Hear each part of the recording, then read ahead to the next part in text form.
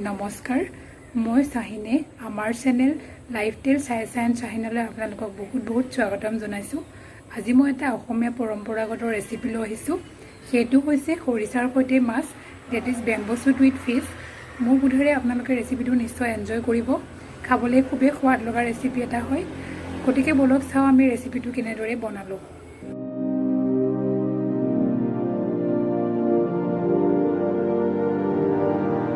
খৰিচাৰ সৈতে মাছ বনাবলৈ 2 পিচ মাছ মই হালধি, ফিছ মছলা আৰু নিমখৰ সৈতে 1 ঘণ্টাৰ বাবে মেৰিনেট কৰি ল'লোঁ।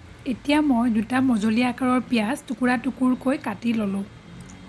সৰু চামুচেৰে এচামুচ নহৰু পেষ্ট, এচামুচ আদা পেষ্ট আৰু মই 3টা জলকীয়া লৈ ল'লোঁ। জলকীয়াটো আপোনাৰ প্ৰয়োজন অনুসৰি কম বেছি পৰিমাণে ল'ব পাৰে। এতিয়া মই বেলেগে বাটি এটাত 2 চামুচ খৰিচা উলিয়াই ল'লোঁ। এতিয়া মই লোহাৰ কেৰাহী এটাত মাছকেইটা ফ্ৰাই হ'বলৈ দিছোঁ। মাছখিনি মই সম্পূৰ্ণ ফ্ৰাই নকৰোঁ, আধা ফ্ৰাই হোৱাৰ পিছত মাছখিনি মই কেৰাহীৰ পৰা নমাই ল'লোঁ। এতিয়া মই অন্য এটা কেৰাহীত তেল গৰম হ'বলৈ দিলোঁ। ইচ্ছা কৰিলে আপুনি মাছ ভজা তেলখিনিও লৈ ল'ব পাৰে। তেলখিনি গৰম হোৱাৰ পিছত মই তাত পিঁয়াজ দিলোঁ। পিঁয়াজখিনি ভালদৰে মই এতিয়া ভাজি ল'ম। পিঁয়াজখিনি ভাজি হ'লত মই তাত এতিয়া আদা নহৰু পেষ্টখিনি যোগ কৰিম। আদা নহৰু পেষ্ট আৰু জলকীয়াখিনি মই এতিয়া পিঁয়াজখিনিত মিহলাই দিলোঁ আৰু এতিয়া এইখিনি অকণমান ভালদৰে ভাজি ল'লোঁ। এতিয়া মই ইয়াত সোৱাদ অনুসৰি নিমখ মিহলাই ল'লোঁ আৰু অকণমান হালধি মিহলাই ল'লোঁ।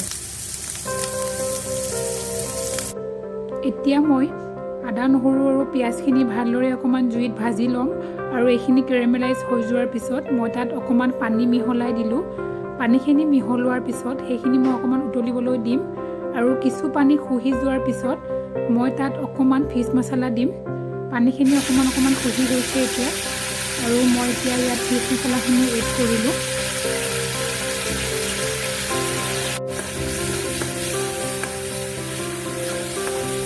ফিছ মছলাখিনি মই ভালদৰে মিহলাই লৈছোঁ।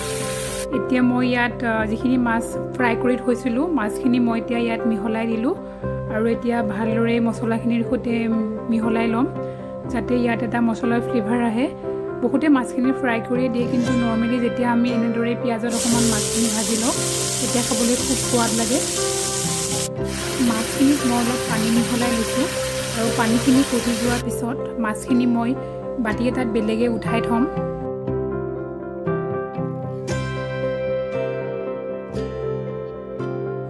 মাছখিনি উঠাই থোৱাৰ পিছত মই এতিয়া ইয়াত খৰিচাখিনি মিহলাই দিলোঁ। খৰিচাখিনি মই এতিয়া ভালদৰে ভাজি ল'ম।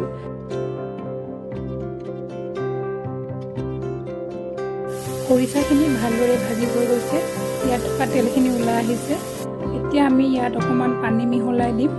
মই প্ৰায় আধা কাপতকৈ বেছি পানী মিহলাই দিছোঁ। খৰিচাত দিয়া পানীখিনি উতলাৰ পিছত মই যিখিনি মাছ ভাজি ৰাখিছিলোঁ সেই মাছখিনি এতিয়া কেৰাহীটোত ঢালি দিম। মাছখিনি খৰিচাত ঢালি দিয়াৰ পিছত ভালদৰে মই খৰিচাখিনিৰ লগত মিহলাই লৈছোঁ যাতে খৰিচাৰ সোৱাদটো মাছৰ ভিতৰত খুব ভালদৰে আহে। আপুনি এইখিনি এতিয়া ভালদৰে উতলিবলৈ দিব।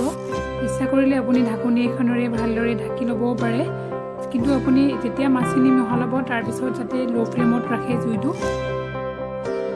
এতিয়া মই খৰিচাখিনিত আধা কাপতকৈ অকণমান বেছি পানী মিহলাই ল'লোঁ।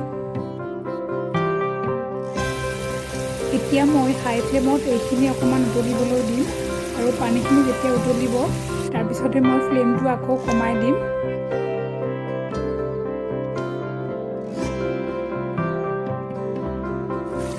খৰিচা আৰু মাছৰ তৰকাৰী প্ৰায় হৈ গৈছে। এতিয়া আমি খৰিচাখিনি নমাব পৰা হৈছোঁ। আশা কৰোঁ আপোনালোকে মোৰ ৰেচিপিটো চাই নিশ্চয় ভাল পালে।